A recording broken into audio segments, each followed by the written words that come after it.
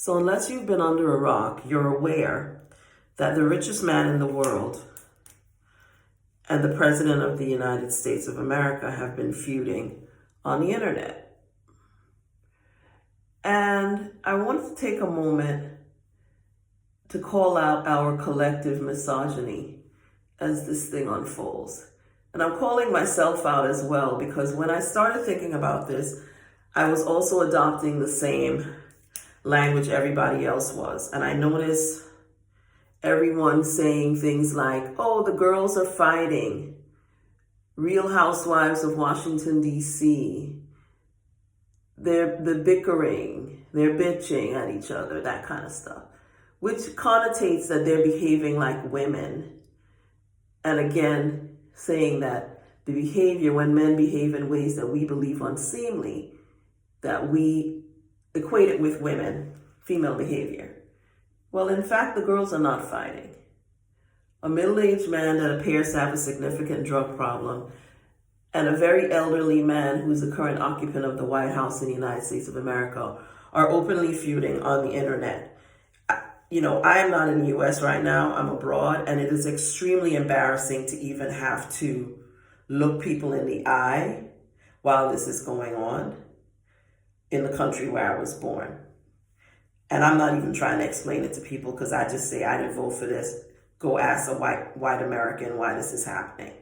But anyway, it's embarrassing. It degrades, even further degrades the office of the presidency. And frankly, the muskrat is not telling us anything about this person that we didn't already know. If he wants to impress me, talk to me about how the election was stolen, because that's another thing we know, we just can't prove. But dropping stuff about Epstein files, which everybody already knew this man was in, does not impress me. Some people have said that they think that this is a distraction. It probably is, right?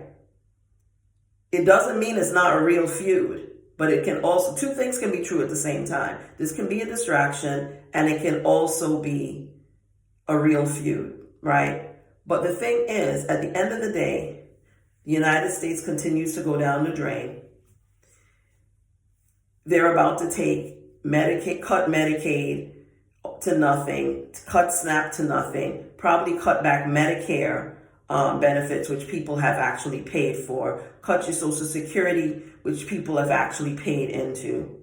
My thing is, if you want to take my Social Security, I want all the money I already paid into that system back. Just give it back to me. Let me invest it and do what I want with it. But we shouldn't allow that money just disappear, because it's not money they gave us. It's money we gave to them. But I digress. The point I want to make is the girls are not fighting. Don't put this on women. Do not tap into your internalized, conditioned, taught misogyny, which all of us have been conditioned to think of women as weak, to think of women as petty, to think of women as backstabbing and bitchy. But what are we watching on the internet right now? Two grown-ass men, old as the hills, one of them, engaging in the most bitch-ass behavior ever on both sides, okay? Let us not, bring women into this. This ain't got nothing to do with us. I don't know how it is that we are managing to catch a stray on this. The girls are not fighting. These grown-ass men are.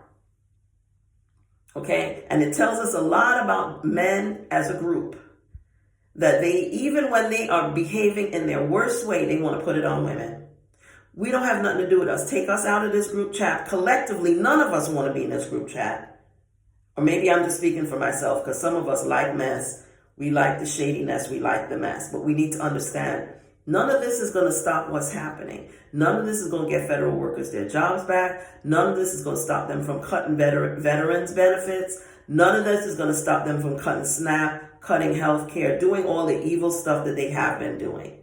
So yes, you can pay attention to it. Yes, you can be amused by it, but do not be distracted by it and take women out of it. This does not have anything to do with us, and has everything to do with the two men that are engaging in this behavior, and men that engage in this kind of behavior all the time. Look at all the bitch-ass comments on social media about the Sean Combs trial.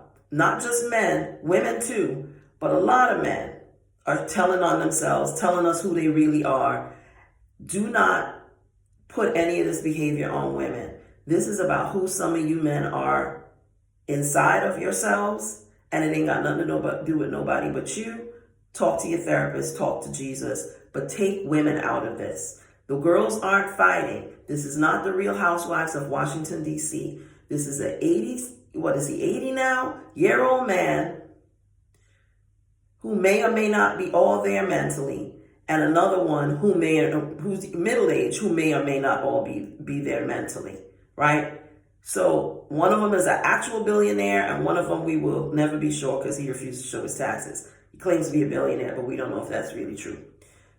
But the other one is in fact a billionaire and the richest man in the world. And so as we watch this unfold, and who knows how far it's going to go, let us remember that the girls aren't fighting. These men are. Thank you. Bye.